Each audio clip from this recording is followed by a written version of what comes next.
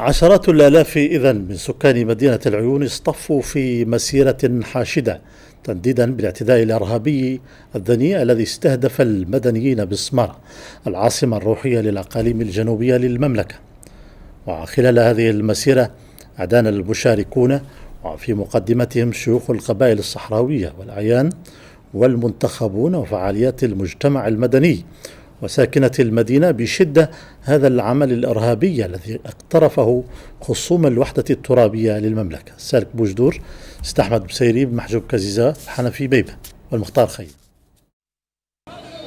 مسيرة تنديد وشجب للعمل الغاشم والدنيء، مسيرة استنكار ورفض قاطعين من ساكنة إقليم العيون ونسيجه الاجتماعي، مسيرة تضامنية وتعبيرية من منتخبين وشيوخ القبائل وبرلمانيين وأعيان المنطقة وفعاليات مدنية وحشد غفير من ساكنة الإقليم من مختلف الأعمار والمشارب. هم اليوم يد واحدة وصوت واحد، رافضين بالمجمل والتفصيل المساس بأمن وسلامة وحدة الترابية للمملكة. هذه مسيرة مليونية اللي خرجت في جهة العيون من جميع السلطات، نضع أنه ذا المغرب اليوم ما في حد عن حد، وجميع الأحزاب كاينه 37 حزب، وجميع المجتمع المدني والمنتخبين والشيوخ تحديد الهوية تضامن مع مدينة السمارة ورفض الطاء كامل للإرهاب، وتضامن وراء جلالة الملك محمد السادس قائد القوات المسلحة الملكية جميع قطاعاتها في الدرك الملكي، القوات الأمن الوطني والقوات المساعدة والوقاية المدنية والإدارة الترابية كامل، وتضامن اللي معي قرار تتخذوا بوامر من جلالة الملك حكومة جلالة الملك.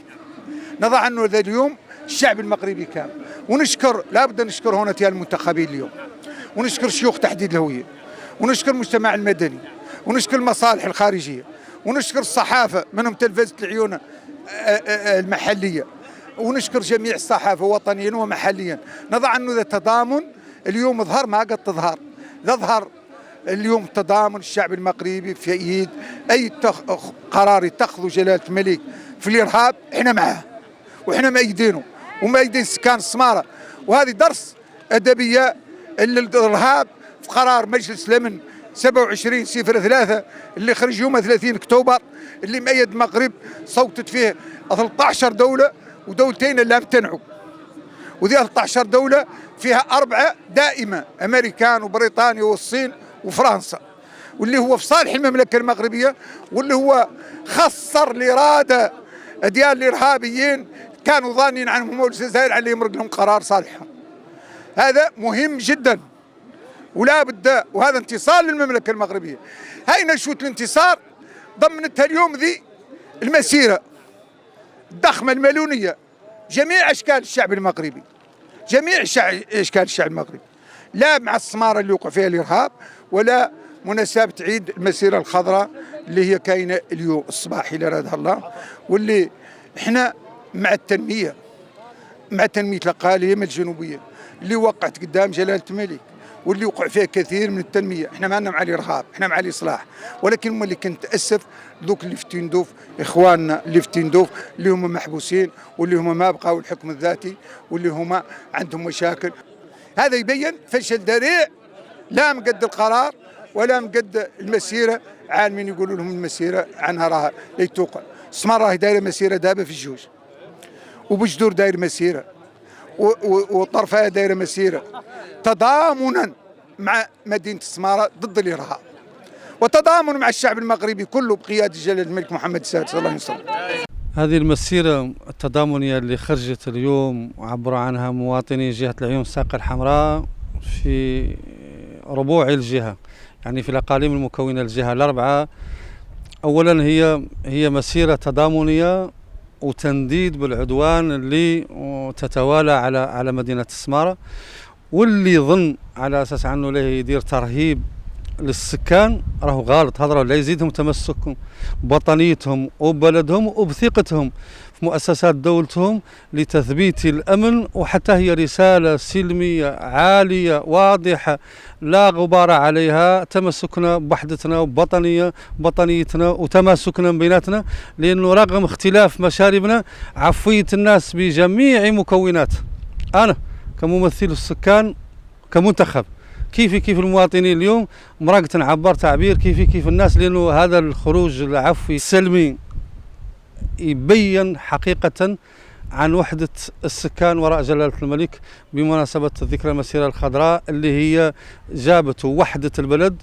وهذه المناسبة العزيزة توحد صفوف البلد بشكل عام، ومستوى الجهة خرجت الناس في الأقاليم الأربعة بشكل سلمي أكبر تعبير، وهو على أساس أنه في مدينة العيون 100,000 من السكان. هذا رقم ما يجمعه ما هو العدد، واللي شكك فيه يجي يشوف.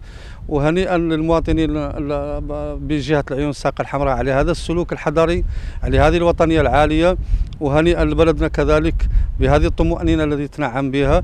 ونحن منين لحقت وقت على أساس عنا نعبروا عن موقف معين، هذه رسالتنا هي أكبر شكل على الشكل الحضاري السلمي، هو هذه الرسالة. خرجت مثل كل ساكنة الصحراء وبصفتي منتخبة شرعية لهذه المسيرة التي أسميناها مسيرة الغضب، تنديدا بهذا العمل الإرهابي الجبان الذي أتى في غفلة من الزمن، وضاربا لكل المواثيق الدولية. خرجت كل الألوان السياسية وكل أطياف المجتمع وكل شرائح، شباب، شيوخ، أطفال، نساء، نددوا بكلمة واحدة وصف واحد أنهم يدينون هذا العمل الإرهابي الجبان. وأنا بصفتي منتخبة أندد أننا نطالب دائما بالأمن وبالسلام تحت قيادة جلالة الملك نصره الله. كمنتخبين وممثلين للساكنة ندوا بذا اللي وقع في السمارة في الأيام الماضية، واللي متسبب فيه الطرف الآخر وهي اللي مرتزقة البوليزاريو والجزائر من ورائهم. ونحن اليوم أرانا نقف وقفة واحدة وراء جلالة الملك، واللي بغينا نطالبوا به هي أن الشرعية الدولية تطبق. هذه الانتهاكات اللي كتوقع في وقف إطلاق النار عن الطرف الثاني راه يتحمل المسؤولية. الاعتداء السافر بإطلاق مقذوفات متفجرة استهدفت أحياء مدنية وخلفت خسائر في الأرواح والممتلكات استنكرته عشرات الآلاف من أطياف إقليم العيون، معبرين عن استنكارهم إثر الاعتداء الجبان الذي يتنافى مع المواثيق والأعراف الدولية لاستهدافه مدنيين أبرياء عزل بمنطقة مدنية مأهولة بالسكان. في هذه المسيرة الكبيرة الوطنية من أجل التضامن مع ساكنة السمارة، ومن خلال هذه المسيرة نرفض الإرهاب، نقول لا للإرهاب، لا لاستهداف السكان، لا لاستهداف الأبرياء، لا لاستهداف المواطنين العزل، لا لاستهداف ممتلكاتهم. نعم للأمن، نعم للاستقرار. ونحن اليوم في هذه المسيرة نؤكد على أننا جنودا مجندين وراء جلالة الملك من أجل الدفاع عن الوحدة الترابية ومن أجل الأمن ومن أجل الاستقرار. جينا اليوم مشاركين في العيون في هذه المسيرة ضد هذا الإرهاب. احنا ضد هذا النوع، لأنه احنا ما هي عاداتنا ولا هي تقاليدنا. حمد مولانا وشاكرينه على مملكتنا وعلى دفاعنا اللي موجود، ياك فهمت. وعلى كل حال هذا النهار نعبروا به باسم الشيوخ، باسم العيال القبائل، نعبروا به عنه هذا اللي خلق في السمارة نعتبره إرهاب، ياك فهمت. المغرب في صحرته، الصحراء في مغربه. الحملة الشعبية اللي موجودة وعلنا نعبروا عن وطنيتنا ونعبر عن إخلاصنا لوطننا المملكة المغربية، ولما تياها هذا الإرهاب وهذه الأمور اللي خلقت في السمارة ندوا بها. وإحنا ضد أي مواطن يمتس على حدودنا ولا في أرضنا، ولما تياها إحنا مشبثين بشيء ينقال له مملكتنا وأرضنا في المملكة المغربية وفي الصحراء المغربية. في الحقيقة حد كامل يقتل المواطنين العاديين، احنا ضده يسقيه ما كان نوعه ولا في اسم البلد. ما نقدوا لحد يعدل شي خاص المواطنين الابرياء، لانهم ما عندهم ذنب ولا يلطم يمسهم حد. ما يلا تحدي يكون يأثر لهم الأمن في كل جهة. مدينة العيون على غرار باقي المملكة المغربية تحتفي بهذه المناسبة الغالية، وفي نفس الوقت نندد كسائر الأقاليم الجنوبية بهذا العمل الشنيع اللي قامت به جبهة البوليساريو على مدينة السمارة وقتل الأبرياء. ونقول هون من هذا المنبر للعالم على أننا نرى جنودا مجندين وراء صاحب الجلالة. حقيقة اليوم حضرنا في مسيرة مليونية اللي تعبر عن أولا تضامن السكان ديال المدينة ولا ديال الجماعات اللي كاملات برا، واحد تضامن عجيب جدا من أجل الوحدة الترابية ومن أجل التنديد بالإرهاب وتضامن مع مدينة السمارة. وكان ذاك شيء عجيب جدا، واللي شارك فيه جميع المنتخبين، المجتمع المدني، الساكنة بأنواعها. هي محاولة يائسة من خصوم الوحدة الترابية للمملكة من أجل النيل والتشويش على المكاسب الكبرى والانتصارات المتوالية والإجماع الدولي على وجهة الطرح المغربي العادل والواقعي. محاولات لن ترهب أبناء السمارة أو المدن الجنوبية، ولن تمس أمنهم وسكينتهم وطمأنينتهم التي ينعمون بها تحت القيادة الرشيدة لضامن الأمن والسكينة ووحدة البلاد جلالة الملك محمد السادس نصره الله. اليوم نحن في هذه المسيرة تضامنية مع المدنيين الذين تم قصفهم من طرف هذه القيادة الإرهابية، والله عصابة أشخاص يتزعمون جبهة البوليساريو. اليوم نحن في هذه المسيرة تنديدا لما وقع المدني في إقليم السمارة كساكنة جهة العيون بوجدور. اليوم مشاهد المسيرة تؤكد بأن عن هذا كامل يقال عن جبهة البوليساريو 40 سنة بأنها قيادة إرهابية أو مجموعة إرهابية. اليوم أكدتها جبهة البوليساريو بما فعلته للمواطنين العزل داخل إقليم السمارة. واليوم نحن جنود مجندون وراء صاحب جلالة للدفاع عن المدنيين الصحراويين. واليوم الصحراء كاملة قاطبة كبيرة وصغيرة يندد بهذا الفعل الشنيع وهذا الفعل الإرهابي. واليوم نطالب بأن جبهة البوليساريو عنها تدخل في لائحة الإرهاب الدولي ويتم محاكمته. على كل حال مرة أخرى يعبر ويبين سكان المناطق الجنوبية الصحراويين المغاربة الأحرار عن تشبثهم وارتباطهم بالعرس علوي المجيد، وعن رفضهم ونبذهم شينغا والإرهاب، خصوصا المواقع مؤخرا في السمارة من طرف خدمة البوليساريو. وهذا يدل على شيء، إنما يدل على أن البوليساريو فشل ذريع، خصوصا في القرار الأممي الأخير اللي بين عن حكم ذاته هو الأصل وهو الفصل وهو اللي قدر يعتمد عليه في حل هذه القضية. ثانيا نحن مع التنمية ومع الأمن ومع الأمان ومع الاستقرار والطمأنينة في هذه البلاد. اليوم ساهموا بالمناسبة ديال ذكرى 48 ديال المسيرة الخضراء في هذه المسيرة المليونية الكبيرة الناجحة، ونعبر من خلالها على تضامننا مع مدينة السمارة وعلى رفضنا القاطن والتام لجميع أشكال الإرهاب مهما كان شكلها ونوعها. الحمد لله هذه مسيرة الحمد لله ناجحة، وهذه المسيرة يعني هي ضد الإرهاب بالنسبة للأقاليم الجنوبية وبصفة خاصة السمارة، وإحنا مندوا هذا الإرهاب اللي وقع في السمارة وضده 100%.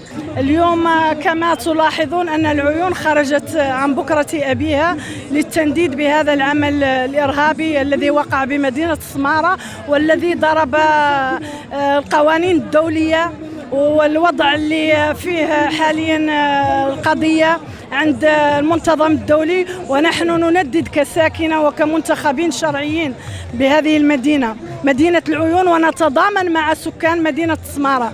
مسيرتنا اليوم مسيرة تنديدية بالهجمات الإرهابية اللي وقعت في السمارة واللي كان رفضها رفض قاطع، اللي استهدفوا فيها اخوتنا واهالينا وقبائلنا في الاقاليم الجنوبيه وفي مدينه السماره بالتحديد، واللي كندوا بها ونعتبروها عمل ارهابي رافضين رفضا قاطعا كمنتخبين وفاعلين وجمعويين وسياسيين وشيوخ وقبائل، اننا رافضين هذا العمل وغادي نقولوا لهم كلمه، والله لا نقولوا لهم كلمه بانه هو القرار الوحيد اللي له يفض هذا النزاع، وهذا النزاع المفتعل هو الحكم الذاتي والذي لم يحيد عنه.